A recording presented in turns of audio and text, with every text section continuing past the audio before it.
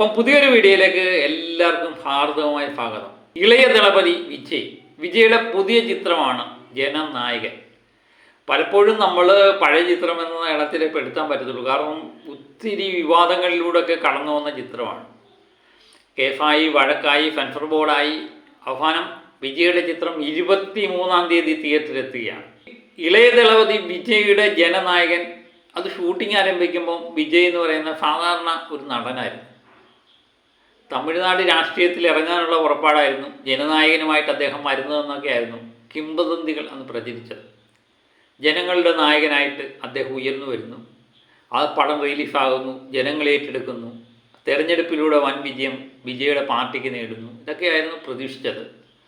പക്ഷേ എന്തുകൊണ്ടോ പടം തെരഞ്ഞെടുപ്പിന് മുമ്പ് റിലീസായില്ല. ഇപ്പം കാലം കഴിഞ്ഞിരിക്കുന്നു. തെരഞ്ഞെടുപ്പ് ജനനായകനില്ലാതെ തന്നെ തെരഞ്ഞെടുപ്പ് കഴിഞ്ഞിരിക്കുന്നു. വിജയ് തമിഴ്നാട് മുഖ്യമന്ത്രിയായി തിരഞ്ഞെടുക്കപ്പെടുന്നു. അങ്ങനെ അതിനുശേഷമാണ് ജനനായകൻ റിലീഫാകുന്നത്. നിസ്സാരമല്ല, കോടികളുടെ കഥയാണ് വിജയുടെ ചിത്രങ്ങൾക്ക് എന്നും പറയാനുള്ളത്. ഇപ്പോഴും അത് തന്നെ പറയുന്നു. ബുക്കിംഗ് ആരംഭിച്ചു. നമ്മൾ മനസ്സിലാക്കുന്നത് 35 കോടിക്ക് മുകളിൽ വേൾഡ് വൈഡായിട്ട് പ്രീഫെയിൽ ഇനത്തിൽ തന്നെ ഈ ചിത്രം നേടിയിട്ടുണ്ട് എന്നുള്ളതാണ്. ഇനി ഒരു ദിവസം കൂടെ ബാക്കി കിടക്കും. അപ്പം നിശ്ചയമായിട്ടും വേൾഡ് വൈഡ് 50 കോടി കിടക്കും എന്ന് ഏകദേശം ഉറപ്പിക്കാം. അത് 100 കോടിയിലേക്ക് കിടക്കുമോ എന്നുള്ളതാണ് നമ്മൾ പരിശോധിക്കുന്നത്. ഏകദേശം 20 കോടിക്ക് മുകളിലാണ് ഇന്ത്യൻ പ്രീഫെയിൽ വന്നിരിക്കുന്നത്. അത് തമിഴ്നാട്ടിൽ നിന്ന് 8 കോടിയും കേരളത്തിൽ നിന്ന് 2.5 കോടിയും പിന്നിടുന്നു എന്നുള്ളതാണ്. ായിട്ട് ആദ്യ ദിവസം തന്നെ പ്രീഫെയിൽ ഇനത്തിൽ തന്നെ 50 കോടി പിന്നിടും എന്ന് ഏകദേശം ഉറപ്പാണ്.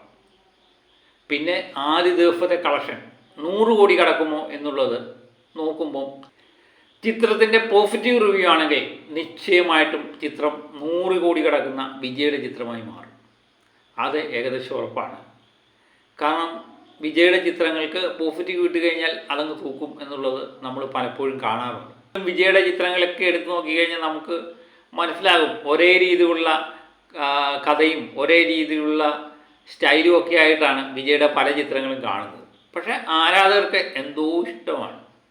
അങ്ങനെ വിജയുടെ ചിത്രം 23-ാം തീയതി റിലീസാകുമ്പോൾ 100 കോടി നേടുമോ എന്നുള്ളതാണ് ഇനി നോക്കിക്കാണുന്നത്.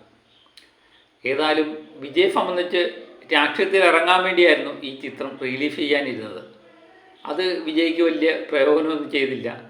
ചിത്രവുമായിട്ട് ബന്ധപ്പെട്ട വിവാദങ്ങളായിരുന്നു കൂടുതൽ. അവസാനം വിജയ് മുഖ്യമന്ത്രിയിലേക്ക് എത്തുന്നു.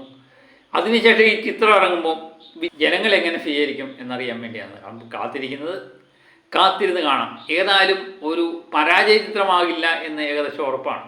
കാരണം വിജയുടെ ഈ ചിത്രവും വൻ വിജയം നേടും എന്ന് ഏകദേശം ഉറപ്പാണ്.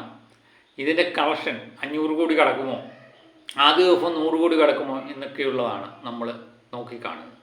ഏതായാലും ഒരു കാര്യം ഉറപ്പ്, ഇത് പോസിറ്റീവ് റിവ്യൂ കിട്ടിക്കഴിഞ്ഞാൽ നമ്മൾ പിടിക്കുന്നിടത്തൊന്നും നിൽക്കില്ല എന്നുള്ളത് 100% ഉറപ്പാണ്. വിജയുടെ ലാസ്റ്റ് ചിത്രമായിട്ടാണ് ജനനായകൻ പറയുന്നത്. ഒരുപക്ഷെ ഇതൊരു വൻ വിജയം നേടിക്കഴിഞ്ഞാൽ വിജയ് വീണ്ടും ചിത്രത്തിൽ അഭിനയിക്കാനുള്ള സാധ്യത കാണുന്നുണ്ട്. അതും കാത്തിരുന്ന് കാണേണ്ട കാര്യമാണ്. അപ്പം വിജയ് ഇഷ്ടപ്പെടുന്ന ആരാധകരെല്ലാം കാത്തിരിക്കുക. 23-ാം തീയതി പടം റിലീസാകുന്നു വേൾഡ് വൈഡായിട്ട്. അപ്പം അതിനുവേണ്ടി നമുക്ക് കാത്തിരിക്കാം. മറ്റൊരു വീഡിയോയുമായിട്ട് വീണ്ടും ഞാൻ എത്തും വരെ ഓക്കെ.